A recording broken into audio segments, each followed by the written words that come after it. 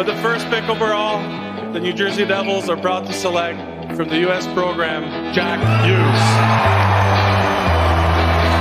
Let's go, baby!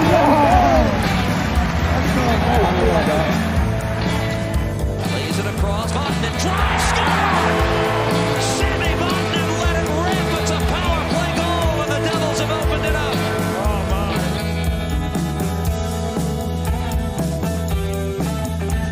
Nico walking in, shooting, score!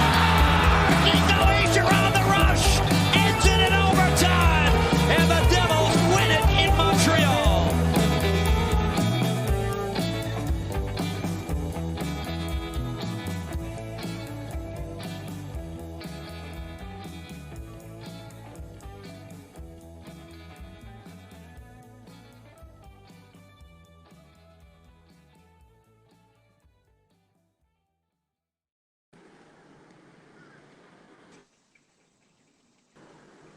Well, hello once again, Devils fans. We have the wonderful, very insightful Boston Hockey Now and an awesome Devils fan once again. It's Jim Biringer. Welcome back, buddy. You there, Jimmy? Uh-oh. Good afternoon, Jimmy. Welcome to the show again.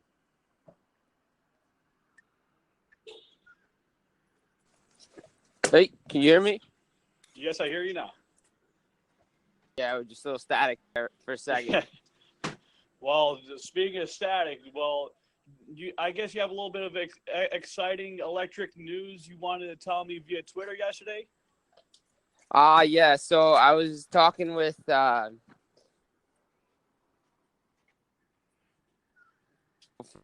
and as we talked the other day about PK Subban and the excitement around him coming to New Jersey, and what he's going to bring to the table.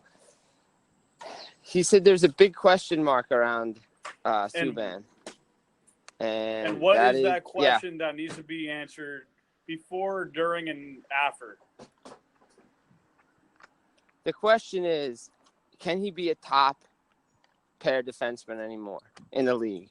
And, what you saw in Montreal and even early in Nashville with Subban, is he going to be bringing that to New Jersey? Now, with his workouts, what we've seen on Instagram, Twitter, via the New Jersey Devils, it looks like he's out to prove people wrong. But from what I'm told, the Devils could get out of him 2 years, which for most Devils fans they'll take. I would consider that, especially since, we haven't had such a good right-handed defenseman since Brian Rafalski's days in New Jersey, since he left to get the cup in Detroit. And for a lot of our listeners, getting a guy like PK Subban for that kind of money, it's still a really good return on equity if you can get a return on him in the third year of that contract. Can you reiterate on that? And what are some things that people do in fantasy hockey before the fantasy season starts? What should they know before jumping on PK? Okay, so, with a guy like PK, he's got 3 years left on his deal. And, the salary's good for a team like New Jersey because they wouldn't have been able to make the deal if they didn't have the cap room. So that was perfect. But to get 2 good years out of him, that's great. I mean, the last year he'll be 33, and, you don't know what you're going to get out of him as the league gets younger and faster. Now, as far as fantasy goes for Subban, I will wait in the draft to get him, see how far he falls. I know a lot of people might jump on him early because of, he's going to be playing the power play and get a lot of points via his big shot. But I would wait on him, to be honest. I would probably wait maybe late rounds to get him, later enough, maybe 8, 9, see if he's still available, because that'll be a steal. So you're kind of saying, if someone takes Jonathan Klinberg first, and then, let's say, 10 spots later, someone picks, let's say, another defenseman ahead of PK, and he falls into your lap, you might have a potential steal. Exactly, yeah. That would be that would be the ideal situation. Don't rush out to get him just because he's a name, because that's what a lot of people do in fantasy hockey. I've seen it playing that throughout the years. A lot of people, oh, it's a name, Subban, like Suter back in the day. Yes. Everybody likes Suter. He eats minutes. Stay off the names. Look at the production. He was hurt. He admitted that he was hurt. So you don't know if you're going to get the same production out of him as you would have, a couple of years ago. So if he drops, that's when you pick him up. Don't try to rush. So I'm not and sure get if you him. heard this, but I just saw this via Michael Russo on Twitter. He just pointed out on The Athletic that a former New Jersey Devil in Biringer, who was on one of the Stanley Cup teams for New Jersey, just got the job to become the GM in Minnesota. So what do you think of that? And do you think Ray Shero and maybe the Boston Bruins will have a good business partner, with someone named Bill Guerin, especially the Penguins? Well, yeah, I mean, look, Guerin, his pedigree speaks for itself. I mean, he played in New Jersey, won a cup on a 95 team. He was on that 96 Team USA World Cup of Hockey team playing with Hall and Madonna. So he knows there. And then people forget that he was on that Penguins first cup in 2009. He was one of the big leaders in that locker room for the Penguins, especially with Crosby there, Malkin. He really helped those guys, when they were down 3-2 to Detroit, to just stay focused. And look what he did with the Penguins during their back-to-back cup runs in 16 and 17. He was in the front office then, but he was also player development coach as well. And he helped a lot of those young guys fill in roles like a Jake Getsel, who stepped up for them in the playoffs. And, he had a great mentor in Jim Rutherford. And it's going to be tough for him in Minnesota. I mean, it's a tough team, tough division in the Central. But he's did his time in Pittsburgh, and he knows what it's going to take to shape this team in his way. It comes to show that not only does he know what winning's all about from being under Lou Lamoriello, you had a couple of guys like Patty Burns, you had Larry Robinson, just to elaborate on a few Devils coaches that he's been under. Then you have Ray Shero as his GM that acquired him for the 2008-2009 Stanley Cup season. So he knows what winning's all about and getting that culture and wanting to build it over time like a brand new farm with really good organic product. And so it seems like he wants to start the farm down and add prospects in, kind of like how Tommy Fitzgerald and Ray Shero have replenished the Devils' farm system. Now they're getting guys to the NHL level that can compete instead of just buying guys July 1st. Yeah, I mean, look, and you can say the same thing, with what Sweeney has done in Boston as well, with the way he's developed the prospects to come in and jump into the league right away. I mean, Charlie McAvoy, Torrey Kruger, just two examples of guys that just come in, develop through the right system. And Guerin's going to put that in place as well in Minnesota. And maybe, a couple of things he's going to have to do is going to decide, hey, got to talk to Parisi and Suter, be like, hey, guys, your contracts, may think where you about want to be when the time is up. Exactly. So, again, it's just started happened today. The season's right, a couple weeks away. The way everything went down in Minnesota was a little strange to begin with Fenton getting fired after the draft and after free agency. So Guerin coming in now it's tough for him, but he's going to have to see what he has in training camp, and maybe he can make a move here or there. Maybe Shero's a good fit, Sweeney in Boston. But again, the salary cap is tying a lot of teams down, so those moves might not be there right away. So from what it sounds like, you talked about, having a little bit of like a luxury tax last time we talked. But I do think, on the contrary, where this hard cap situation where there isn't that luxury tax, it does strain a lot of teams, but it makes a lot of GMs like a Ray Shero get really creative and wanted to pluck a guy here and there via trade, or sometimes you might find a really good guy on the waiver wire who someone might undervalue. Like you brought up the Island of Misfit Toys. Can you tell me who are the Island of Misfit Toys? Technically, between the Bruins that let's say Don Sweeney might not think about having fit opening night, that they have to place on waivers after the first roster is made. Well, I mean, one of the guys that, we were all watching in Boston to see what was going to happen was David Backes, and, his cap hit. And you got to see what the Bruins are going to do there with that, because that's an interesting situation to watch. Because if you remember correctly, he was with the Blues.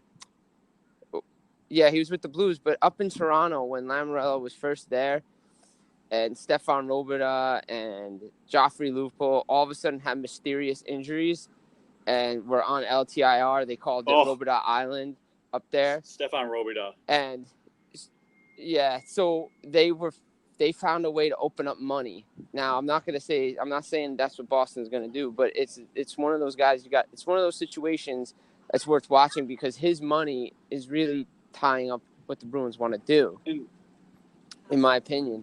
Because, I believe he's making $6.5 million, and, that money could be going towards Carlo and McAvoy, and you want those guys in day one of training. Right, camp. and I was just listening to Spittin' Chicklets recently. They were talking about how guys like Mitchell Marner up in Toronto have been asking for way too much money before they even achieved winning a Stanley Cup or maybe even a Hart Trophy to begin with. So it's kind of, and one of the guys on there with a heavy Boston accent, the older guy goes, it's really selfish of them to do that.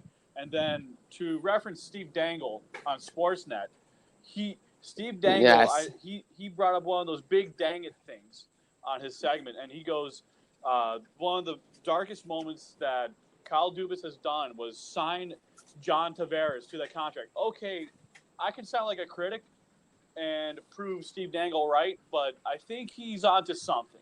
Do you think so? Yes or no? Where Ray Shero might make a move with the Toronto Maple Leafs? Well, a lot of Devils fans are trying to infer to something. Well, I mean, like I told you the other day, it's not out of the realm of possibility that the Devils swoop in and make an offer sheet right before training camp starts. It wouldn't be shocking.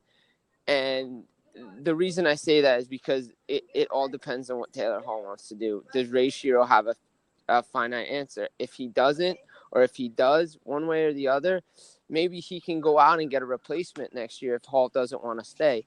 And Marner's one of those guys that can bring the same level of talent and skill set to a team that has pieces now that can win. Before I was getting onto this podcast today with you and I was cutting lawns in my neighborhood. I was listening to the Spittin' Chicklets podcast to reference what they said just recent, that Lou Lamoriello is offering $13 million a year to Mitchell Marner of the Toronto Maple Leafs. They think he's going to be a good fit. But if the Devils were to make a trade, do you think if Hall doesn't want to stay in New Jersey and Toronto wants, Marner to be happy, do you think New Jersey and Toronto could be really good fits for those two guys, switching their conundrums and eventually making them happy to perform here in both places and settle their contracts? I think so. I think it would be a great fit. Now, we're not saying it's going to happen, but you play the game of what teams have the salary to bring on a guy like Marner. The Islanders do, but everybody says Lou Lamoriello is going out there and going to sign these guys to big money. Those who know the Devils well and who has followed the team knows that Lamoriello does not like to hand out long-term big money contracts. That's not his MO. Not his calling call. Now, maybe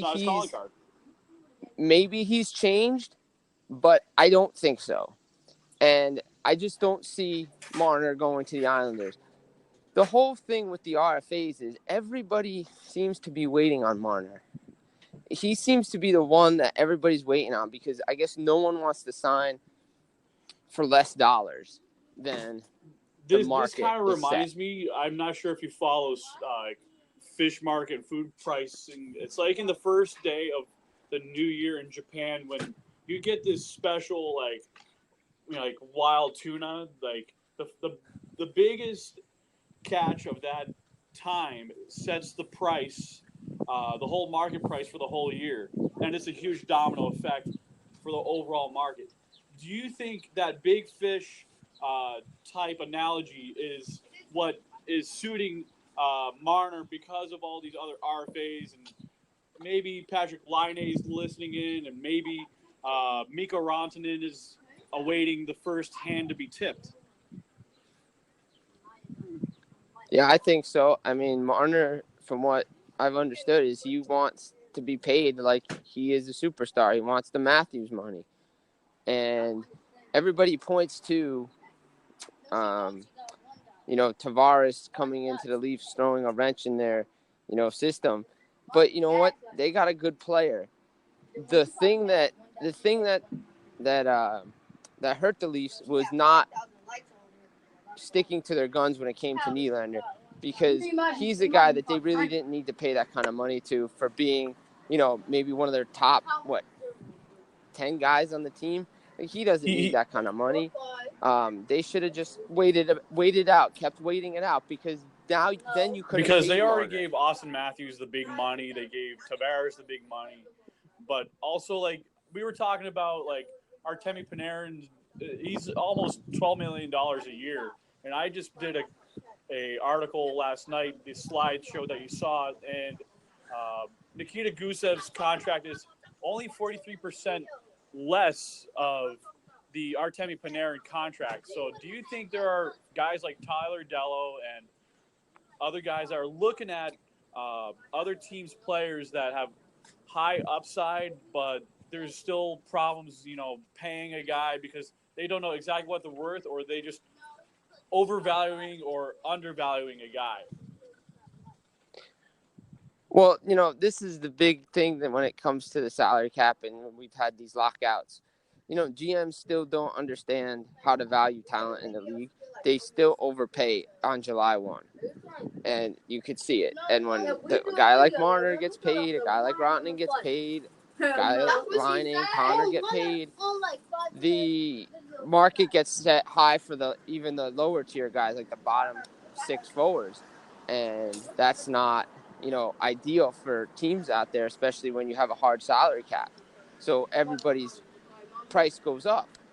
And it's good for the players because they're all getting paid. But when you're trying to put a winning team together, you have to find where you can get those league minimum guys and hold on to them for a little bit. Like, everybody forgets, Tane, Kays, Keith, Seabrook all didn't get paid right away. They won 3 Stanley Cups before all the big money kicked in, and that's why they're paying for it now. It's because they see these really good superstars wait till they achieve the big prize or prizes. In some cases, they waited to cash in at the right time because they took their time and they trusted the GM going forward, and they did trust the process. So when people like to think that there's going to be some big player coming in, or there's already a big player there, do you think that these players will eventually have to talk to the players union and be like, I think certain guys are manipulating the salary cap a little too much, where there needs to be a little bit more of a base rate? Well, I mean, you could look at the Kevin LeBanc deal, and you could question what went on there. For a guy that could be getting paid a lot more money than he is, it appears that there was a deal made between San Jose and LeBanc saying, okay, hey, take this 1-year deal. We're still trying to build a winner here.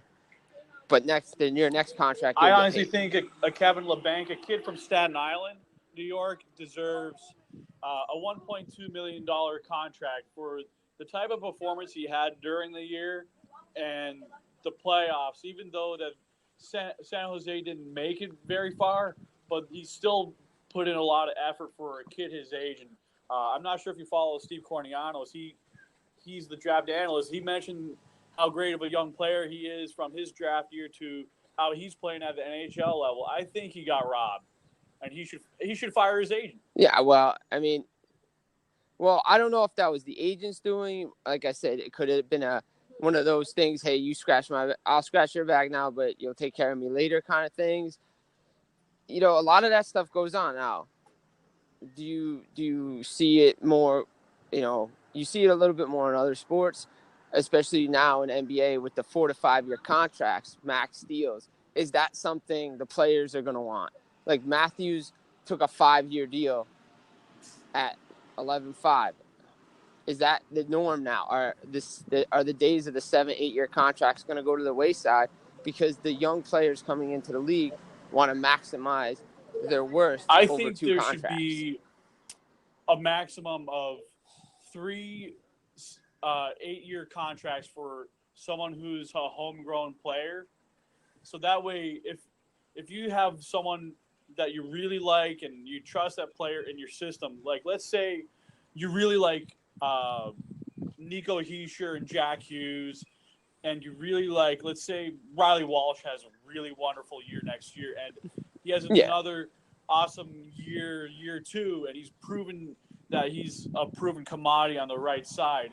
I don't want any longer than, let's say, two of those 7-8 year deals handed out to a guy who's been proven after those first 2 or 3 seasons.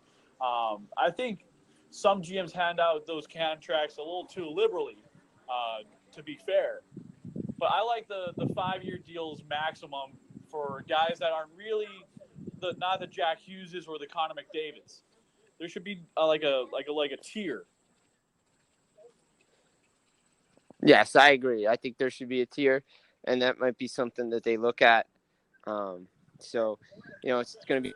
And have you at all talked to Have you at all talked to the Boston Bruins about this before, and the New Jersey Devils, where before you go into the next CBA, you want to amend a few things as long as you keep the peace on both sides. Especially, I know the owners have a lot of say.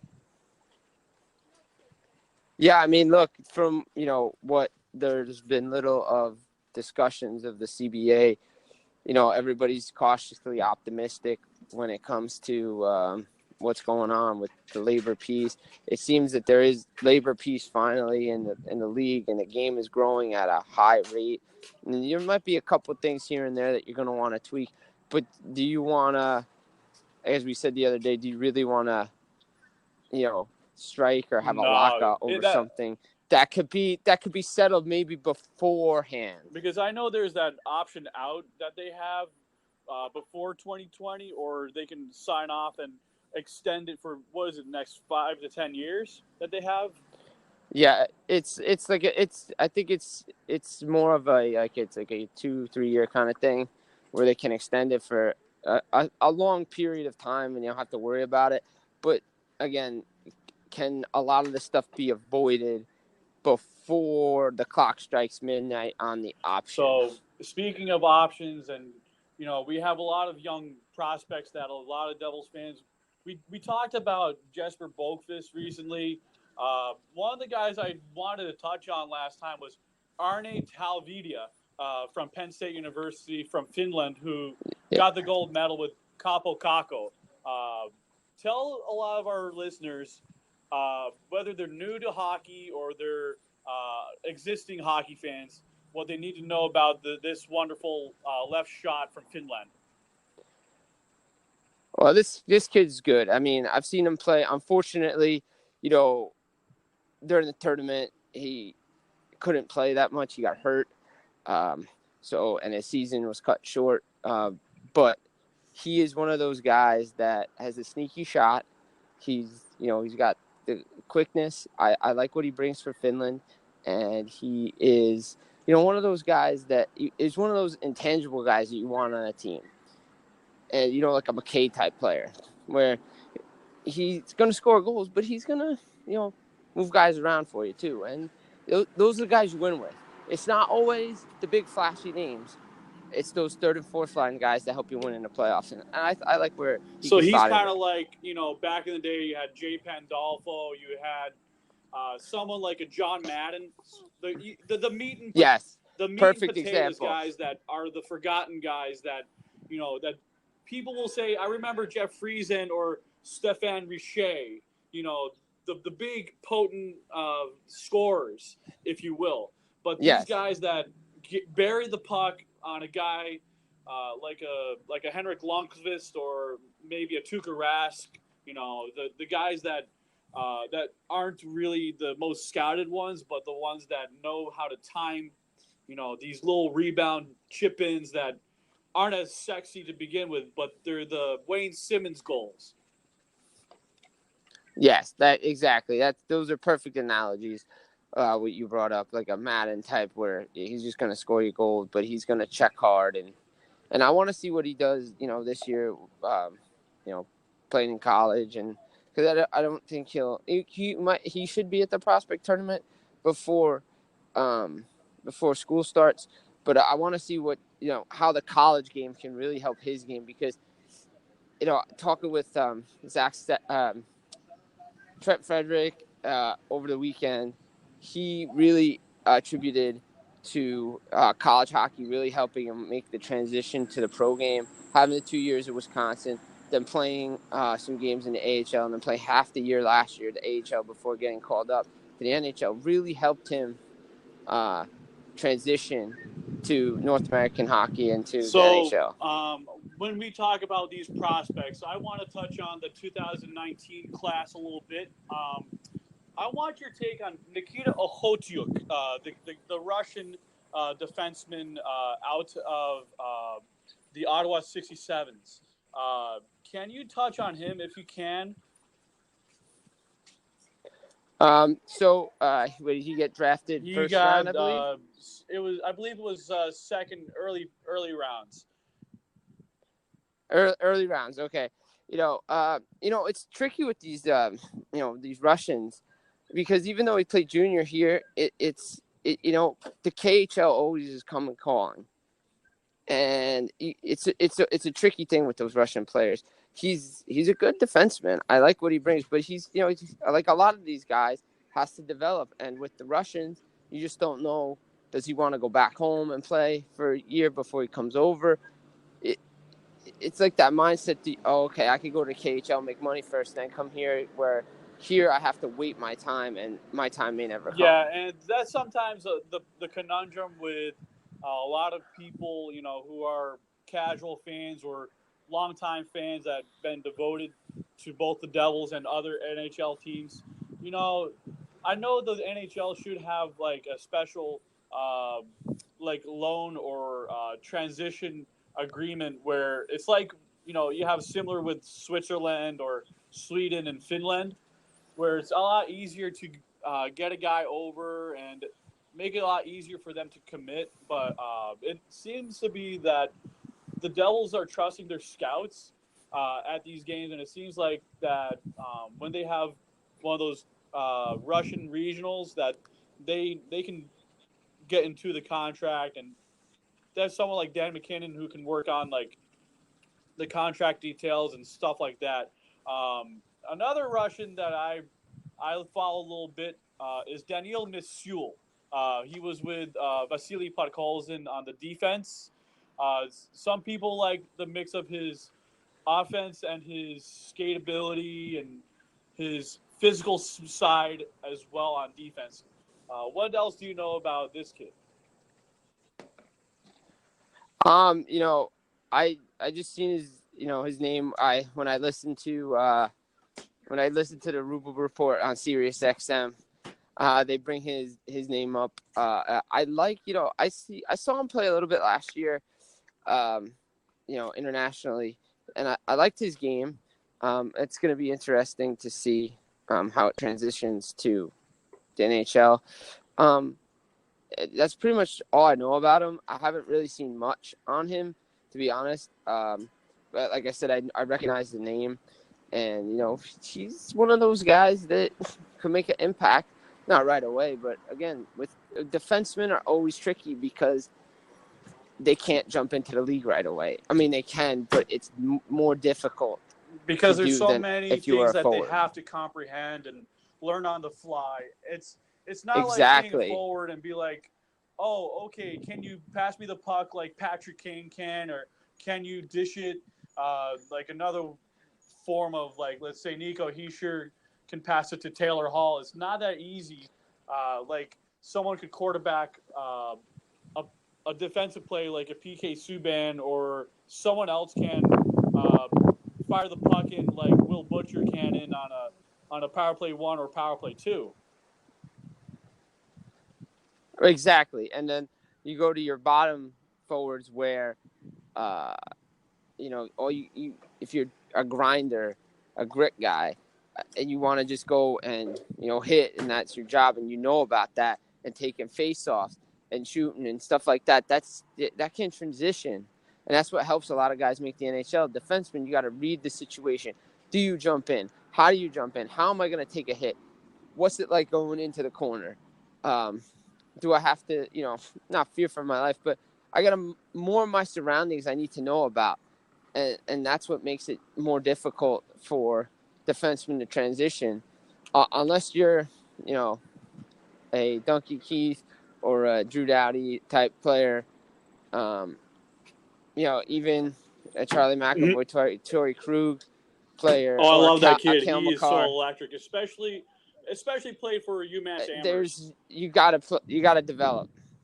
Yes, I mean, he was unbelievable to watch, and the fact that he went from the Frozen Four to Colorado and made an impact right away. Again, another guy that played college hockey. Not to harp on the college hockey aspect, but it does help a lot of these guys transition to the big I know leagues. I haven't mentioned this part about the one prospect who we spoke about, Jake LaRusso. I talked to him. He has been committed to Colorado College, which is Jaden Schwartz's alma mater. So, yes, it's a very good program. Great school. I trust that program, especially the way they've been growing players left and right. Also, he told me that he might be on loan to Muskegon, to the Lumberjacks, which I believe it's Alex Gaffney's club, and he did get drafted in the second phase of the USHL draft. So, to any of those people who don't exactly know, but that's the same exact USHL league Jack Hughes and a bunch of other NHL players have gone through that system and have been graduated through over time into each other's draft classes. So, yeah, I mean, USHL is great for, guys that are in the U.S. National Development Program. Those guys are, that league is great to watch. There's a lot of good young prospects there. And a lot of those guys make the transition to the National Hockey League.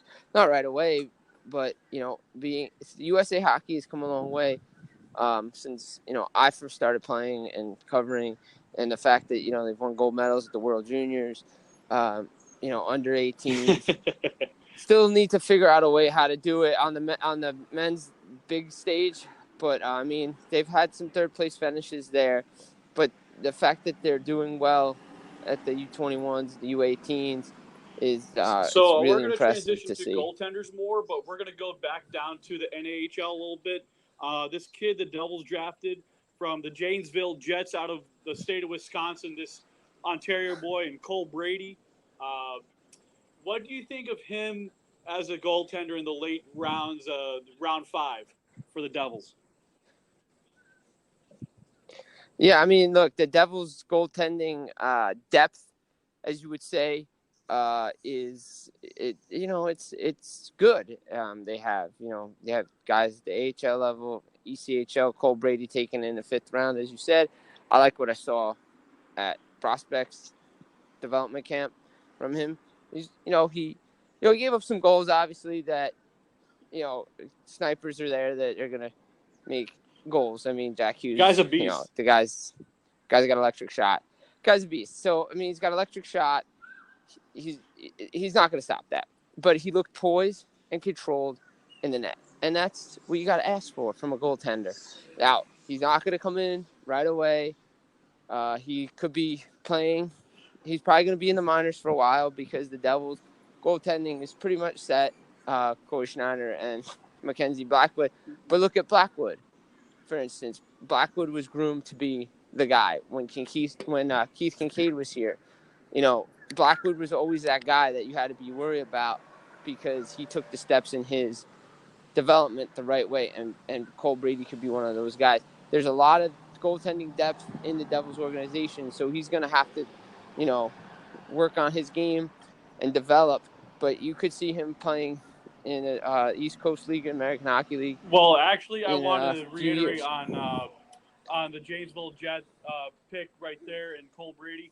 Actually, he's committed by 2020, 2021 for Arizona State University.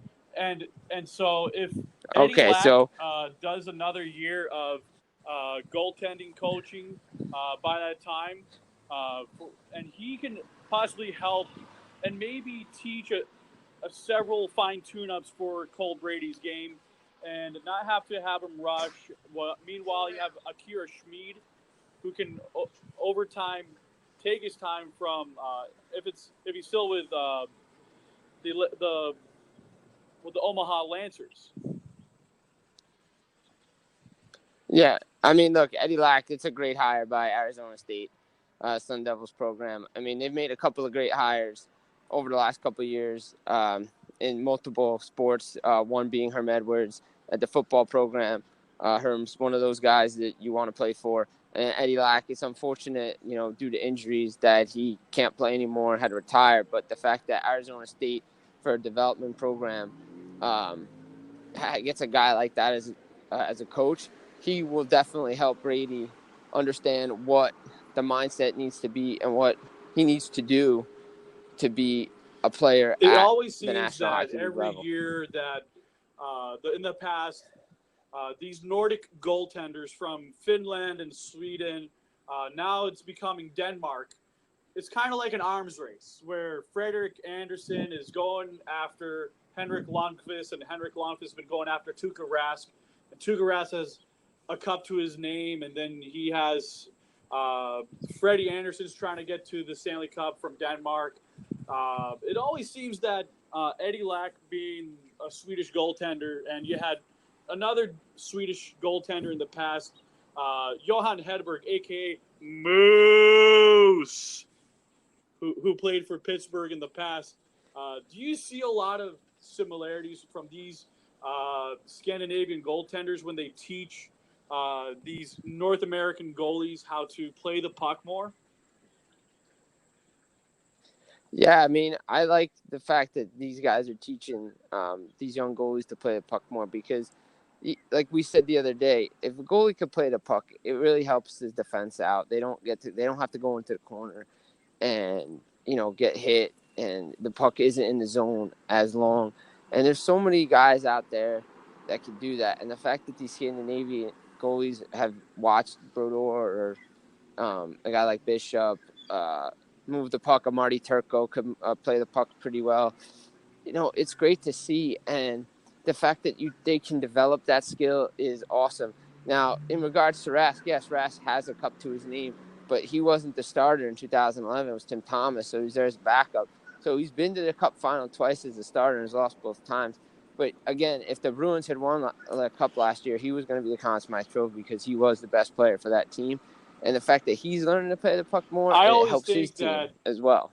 every single level of international hockey should have a very similar build to the NHL with the size of the rink, so that way it's a lot easier for players to transition. I was told that Alexis Lafreniere, the consensus number one pick for the upcoming 2020 draft, was considering going to the NLA in Switzerland for Zurich, the Lions. That was this. Same team that Austin Bingo! Matthews played for, and I believe it's the same team. And that's the same team that Mitch Marner's camp has been in contact with in regards to training next month if his contract situation isn't resolved, which Darren Drager had put out yesterday, which sent Maple Leafs fans into a frenzy. But, Zurich Lions, I mean, look, if Austin Matthews can play there, a lot of guys can play there, especially if they have the talent. And a lot of more guys want to play in the men's league to get adjusted to what life's going to be like. Yes, and playing I in always NHL. thought, this was from last year from behind the glass. The Devils had played that team in Zurich. No, SC Bern. Sorry, the Bears. SC Bern. SC Bern. Yeah. And it was great to see the atmosphere of the fans.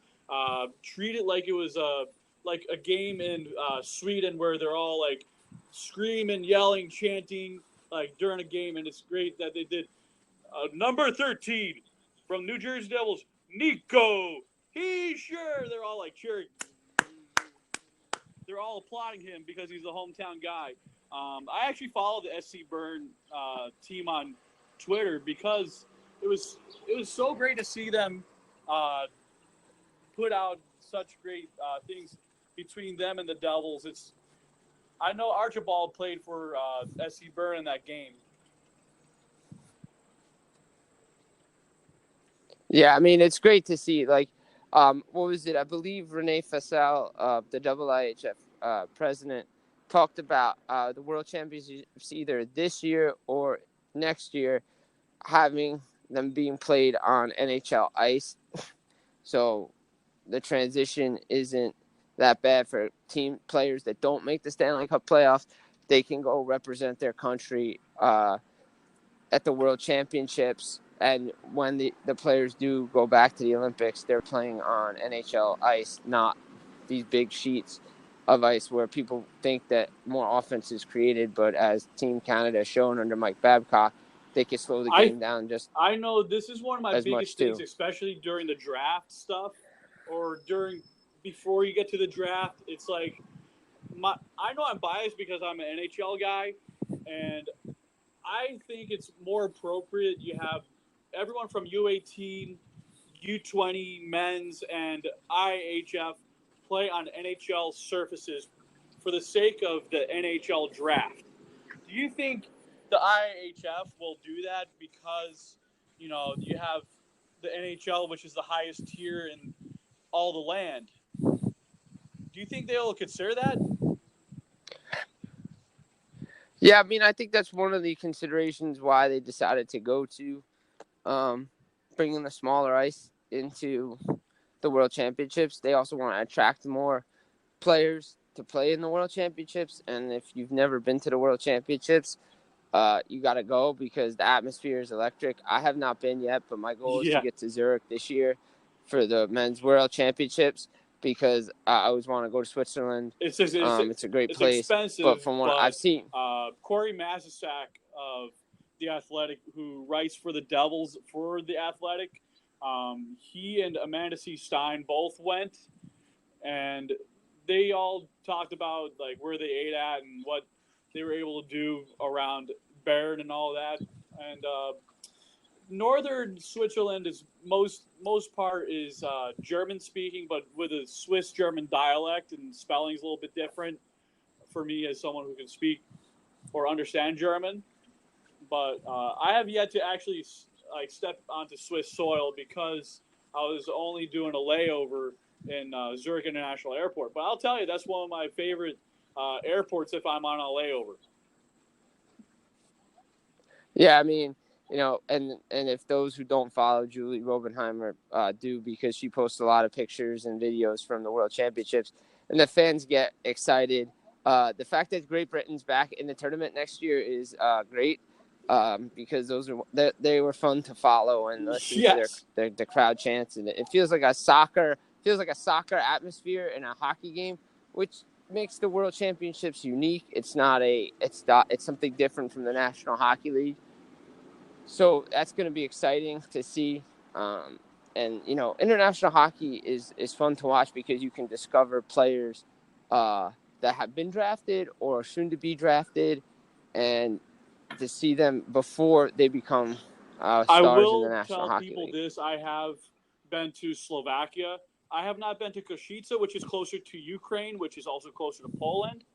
But I've been to Bratislava and Devin, which is where a lot of the big hockey players have come from. And if you're in that surrounding area, you'll see like a poster on a sign of a bus that is promoting like indoor hockey or just ice hockey in general. They love the game. And even when I was watching the Worlds back home just on TV, you could see how much like the Slovaks and the Finns were going at each other in a more positive like chant versus my chant and like goal versus that goal. It brings a whole lot of joy to watch, and if someone who remembers Marek Zalitsky being on one of the Slovak teams in the past, you'll see a lot of alumni will go back home and like visit and see how the young players like Maxim Kajkovic have done for their respective countries, like Slovakia. Yeah, I mean, like you said, I discovered Capo Caco watching international hockey. I mean, I knew the kid's name, but I wanted to check him out more. Going back to a player that wants out of Edmonton, Jesse Puljujärvi. I remember watching him for Finland at the World Junior stage, and I thought this kid's going to be a player in the National Hockey League. It hasn't worked out yet for him, unfortunately, but again, a situation a lot of teams don't know how to handle these young prospects or don't let them develop enough and just rush them in because they're high draft picks.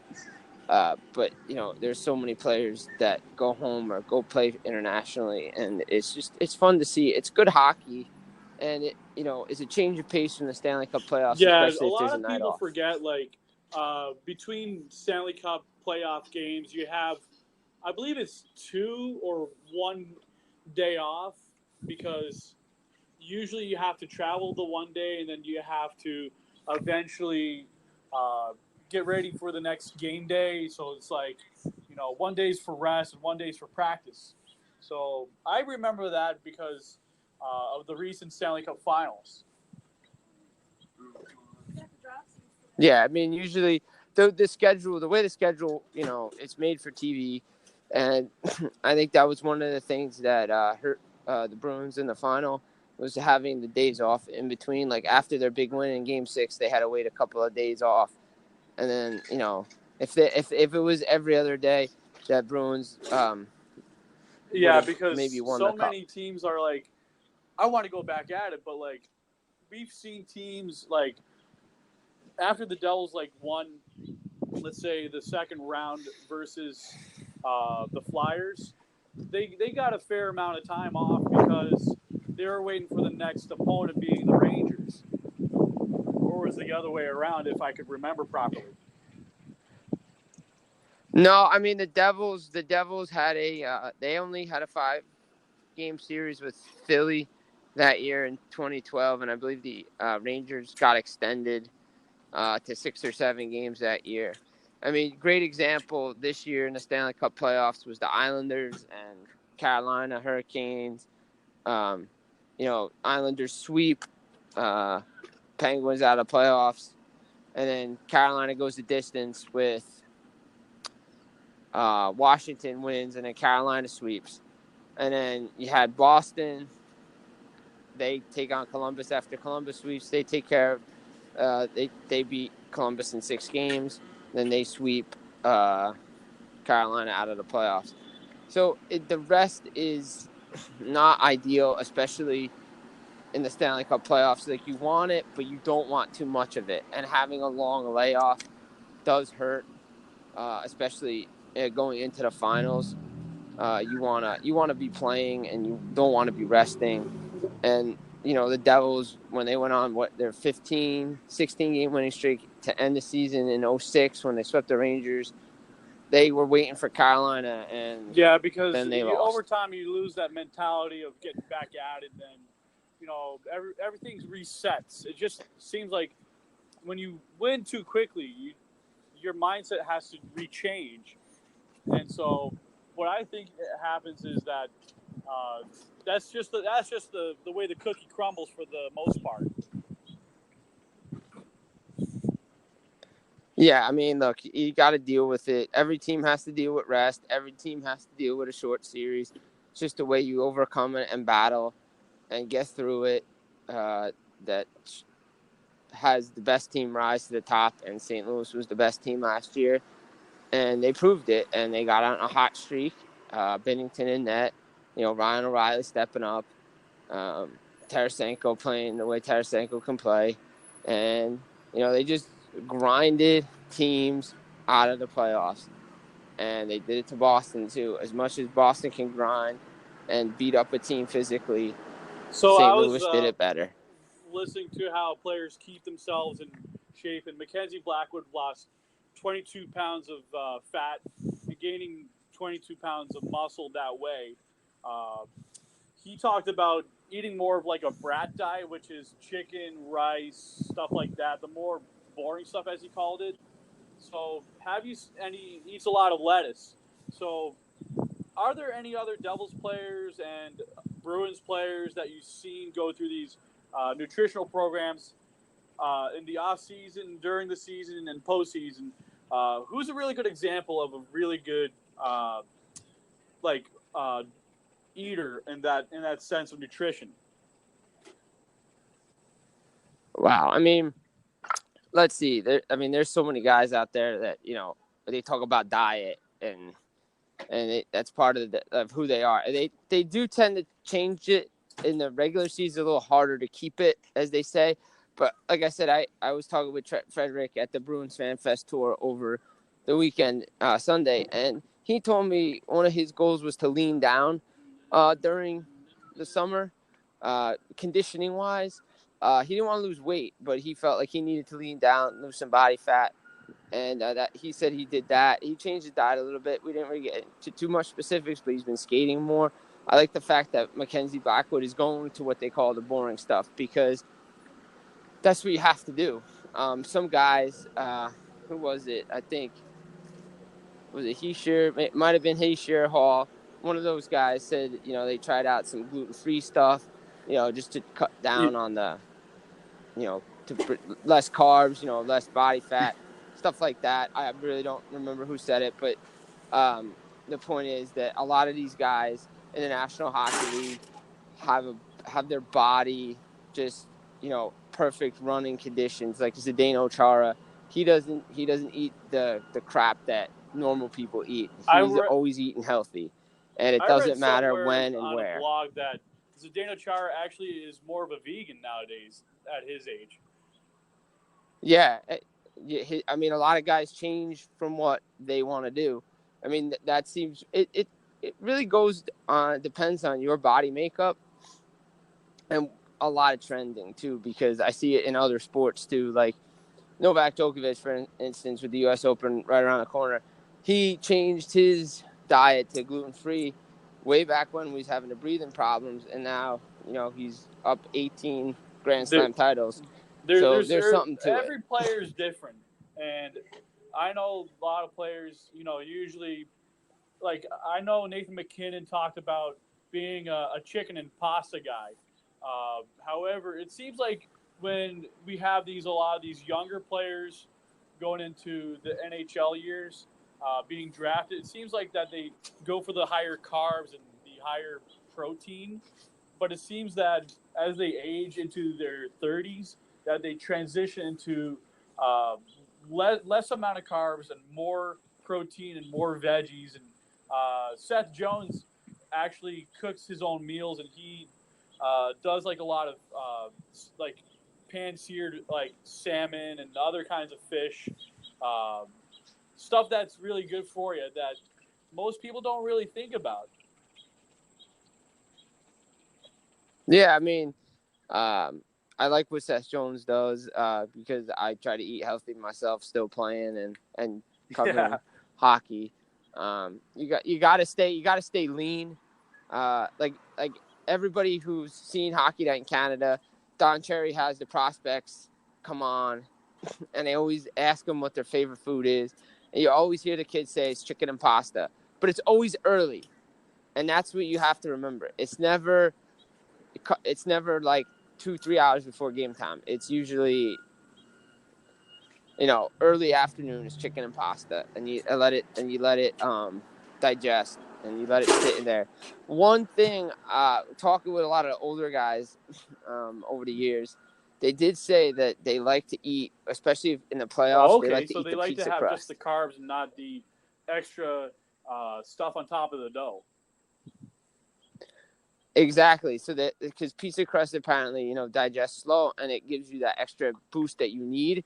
So they don't want the whole pizza. They just want the pizza crust, I which I was found watching interesting. Dinas Zubris on YouTube years ago, and he actually would make like an espresso or cappuccino before he would go to the rink, and then after that he would have an afternoon nap. I hear napping is more common nowadays for a lot of uh, younger and older players. Uh, are there any Devil players and Bruins players that you can remember that have really good pregame habits nowadays? Yeah, I mean, uh, Bergeron, Chara, they always like to get to the rink early. Rask is another one that likes to, get there early.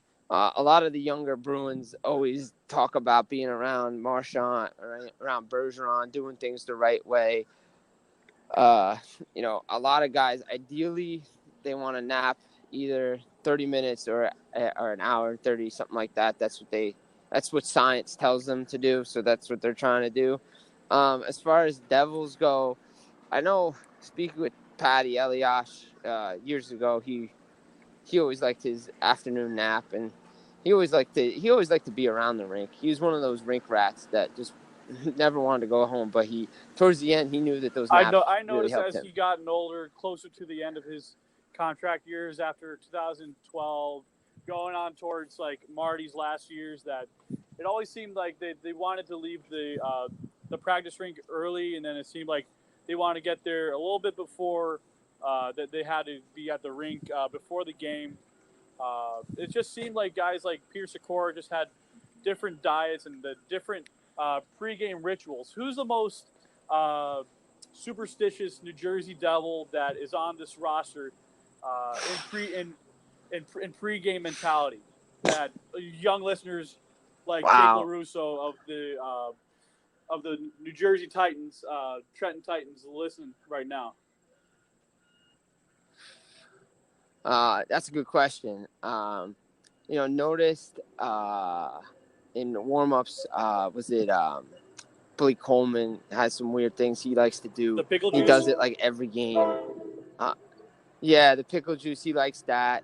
I saw Miles Wood. He always, for some reason, is always at the bench, like with his sticks, like in a certain way, and he just likes he doesn't try different ones out, but he always like just goes over there and makes sure that they're there in the right order. It depends on who you talk to. Some guys like to come out later, some guys like to go out earlier, some guys stay later out there. Like I remember, I noticed a bunch of games last year. For a while when Heishier was playing really well, he would always stay out on the ice for warm-ups and just stay till the buzzer working on something. And even after the buzzer would sound, and he would be the last guy So before off the I wrap ice. things up, running low on battery, I just wanted to see how in the past the Bruins have been able to deal with Finnish speakers and Russian speakers, and having Nikita Gusev in New Jersey now. How do you think the Devils can help get Nikita Gusev more immersed into English, into his daily routine? I was told he's learning right now. Well, I mean, look, if you talk to Brian Gianta, or you've seen the documentaries that they do with the Canadians, it's one of those requirements when you go up to Montreal that you have to speak French right away. And Amanda Stein could probably touch on that more. That those guys are immense in speaking French right away because of the media, and having guys like Rask in the league for so long, like a Finnish guy, and having guys in the system that are Russians, that maybe were his teammates or he's familiar with, they can learn together and bond over learning English, and make that transition, because obviously they always keep their native tongue. But I remember when like Tverdovsky was here, or Malakoff, even him and McGillney would be together. They'd be riding together or they would be talking together, and that's how they would learn. Some guys, they say they learned from watching English cartoons. Of all things, Of I all love things. cartoons, especially if it's Disney or anything else, like anything, even if it's Aladdin or something like that. It's good to listen to like something that's repetitive but in another language. But I think with YouTube nowadays, you can actually listen to your favorite Disney movies, etc., to learn another language in that rhythm. Like you can listen to "Let It Go" in Slovak, for instance, and then you could turn it into Russian, and you could just play around and try and get your brain to comprehend the basics of the lyrics, and then be able to sing the rhythm and get your mind cued into it. Do you think some players in the past have done that because of, like, Pavel Zacha mentioned he learned English from watching Dumb and Dumber? Hey, American movies. I mean, what can you say? Some of the best movies that have been made have been comedies, and I know a lot of players have watched American movies if they were growing up in Russia or in the Czech Republic or Slovakia, Finland, Sweden, or a lot of them have listened to like American music too. That's how they'll learn certain words that are tough, get some lyrics down, and just speak the language. Always, I guess hearing it is the biggest thing of what I've been talking with some of the players. I have some of the guys that don't understand English too well. I have to ask like a teammate, hey, what's this word mean, or what that word mean? But for most part, they do understand the questions because they've heard it for so long, and that's the biggest key, is the listening aspect of learning a new language and hoping, and obviously speaking it, but it's Like, I can hearing and the recall repetitions. Alexander Radulov coming back to the NHL and playing in Montreal like a few seasons ago before leaving for Dallas. I remember in the playoffs that he not only is able to speak English, but he was able to speak some phrases in French, and he was able to please the crowd. And I think it's one of those things is when you're in another country and another province that has its own culture. I think it's one of those things that when you embrace the team that you're with, that the fans begin to embrace you for embracing them. Yeah, we see it with the Devils. Players come over here. Nico Hischier, his first season, he talked about how the fans embraced him right away. You see Subban, who said the fans have embraced him right away. And just for Brad, even people really embraced in his first season. And that's just the biggest thing, because even if you're not doing well, but the fans appreciate what Polish you're doing, restaurant and cafe. it makes Restaurant and the cafe. work that you put in makes the work you put in even better. So, and it's satisfying to those players. Yeah, so anyways, there's been a lot of good stuff going on today, Jimmy. I thank you for coming on once again. Thank you for coming, and thank you for listening, fellow Devils fans. We'll have Jimmy on again sometime in the near future, because of the prospect tournament is coming right up, and especially there's a lot more before the preseason. And so thank you, Jimmy, for coming on, and let's go Devils. Yeah, let's go Devils indeed. Joe, thanks for having me on again. I know after we talked last night, you wanted me to come on with the news that I had about Subban, and I was obliged to come on. And it's a great, our first show was great. This show was great. Can't wait to be on again. Training camp's right around the corner, so you got to everybody's getting excited, getting that feel back for hockey. And like you said, just stay tuned for more stuff coming. Yes, because last night you way. were breaking a lot of interesting moments that was podcast worthy, and it really is today. And I felt like I had to extract more from the day before, and it's all just starting to come to mind. And we get more details out there. The fans and the listeners, thanks for listening to us speak. And if you have any feedback, or if you want to be a sponsor for both of us, Jim's got his own thing at Boston Hockey Now, and I got my thing over at Anchor.fm. If you want to sponsor the show, go ahead, and you're more than welcome to. If you're someone like Julie Robenheimer and you want to join the Anchor.fm as a guest, get your Anchor account set up, and it's going to be a great time to have you on. Yes, it will be. Don't forget, follow both of us on Twitter. And I do stuff for Boston Hockey Now. Last Word on Hockey.com as well. Joe just put out a great article on pitchforks and pucks and pitchforks for the Devils. Check it out. I'm going to keep my ear to the ground with any of the latest great news. So give us a follow. If you like what you hear, keep listening in because, there's more stuff coming. And, it's been a great day to be on the show. Thank you. You're again. welcome Thank anytime. you. And let's go Devils. Peace out. Take it easy. Bye. The podcast you just heard was made using Anchor. Ever thought about making your own podcast? Anchor makes it really easy for anyone to get started. It's a one-stop shop for recording, hosting, and distributing podcasts. Best of all, it's 100% free. Sign up now at anchor.fm/new. That's anchor.fm/new to get started.